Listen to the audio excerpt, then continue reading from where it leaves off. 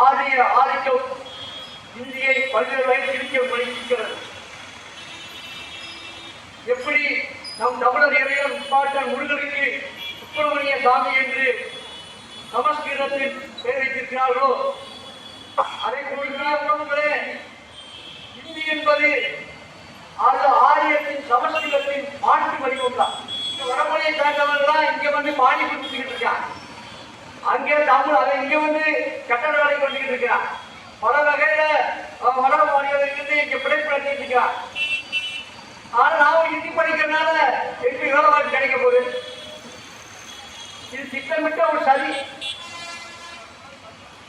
ஏனென்றால் சமஸ்கிருதம் அழிந்து கொண்டிருக்கிறது. சமஸ்கிருதத்தை இங்கே வேறு வழிகள் திணிப்பதற்காகத்தான் இந்தியை இங்கே திணிக்க நினைக்கிறார்கள். ஒருபோதும் தமிழர் நிலத்தில் இந்திக்கு நாங்கள் அடிபணிய மாட்டோம், இந்தியை ஒழிப்போம்.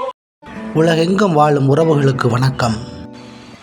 எங்கள் வாழ்வும் எங்கள் வளமும் மங்காள தமிழ் என்று சங்கே முழங்கு என்ற புரட்சி பாவனை எழுச்சி வரிகளை பறைப்பாற்றி மூன்றாவது மொழி முகமூடி அணிந்து இந்தி என்ற தலைப்பில் தமிழ்நாடு முழுக்கும் மிக சிறப்பாக இந்தியை திருப்பி எதிராக கண்டன பொதுக்கூட்டத்தை நடந்து கொண்டிருக்கிற தமிழ் தேசிய பேரியக்கத்திற்கு என மனமார்ந்த நன்றியையும் பாராட்டுகளையும் முற்போக்கு கவிஞர் பேரவையின் சார்பில் தெரிவித்துக் கொள்கிறேன். இந்த சிறப்பு மிக்க பொதுக்கூட்டத்திற்கு தலைமையேற்று நடத்தி கொண்டிருக்கிற தமிழ் தேசிய பேரியக்கத்தின் பொருளாளர் தோழர் ஐயா ஆனந்தன் அவர்களுக்கும் நிகழ்ச்சியின் நிறைவுரை ஆற்றிருக்கக்கூடிய ஐயா கலிநிலவன் உள்ளிட்ட தமிழ் தேசிய பேரியக்க பொறுப்பாளர்கள் அனைவருக்கும் எனது மனமார்ந்த நன்றியினை தெரிவித்துக் கொள்கிறேன். அன்றைக்கிரிய உறவுகளே, இந்திய எதிர்ப்பு போராட்டம் 1965 தொடங்கியிலிருந்து பல்வேறு வகையிலே இந்த மண்ணை ஆதிக்கம் இந்தியை பல்வேறு வகையில் திணிக்க முயற்சிக்கிறது. எப்படி நம் தமிழர் இறைவன் பாட்டன் முருகனுக்கு சுப்பிரமணிய சாமி என்று சமஸ்கிருதத்தில் பெயர் வைத்திருக்கிறார்களோ, அதை போன்றுதான் இந்தி. திராவிடம் என்பதே அது ஆரியத்தின் அடித்தவன் தான். அதனாலதான் இந்த மண்ணிய திராவிடமான ஆட்சி நடக்குது. அவன் ஆரியத்தை எதிர்ப்பதாக திராவிடம் என்பது ஆரியத்தை பாதுகாத்துக் கொண்டிருக்கிறது. மூன்றாவது மொழி என்று பாஜக இந்தியே படிக்கக்கூடாது, இந்தியே தமிழர் நிலத்தில் இருக்கக்கூடாது என்று திட்டமிட்டு தமிழகத்திற்கு தரக்கூடிய இந்தியை இந்த பாஜக தொடர்ச்சியாக செய்து கொண்டிருக்கிறது. ஆனால் தமிழ்நாட்டில் இதுவரை இருமொழி கொள்கை என்றுதான் இருந்து கொண்டிருக்கிறது. எங்களை பொறுத்தவரையில் இருமொழி கொள்கை என்பது கூட எனக்கு முன்னால் பேசிய தோழர் சொன்னார்களே, அது ஏமாற்று வேலைதான்.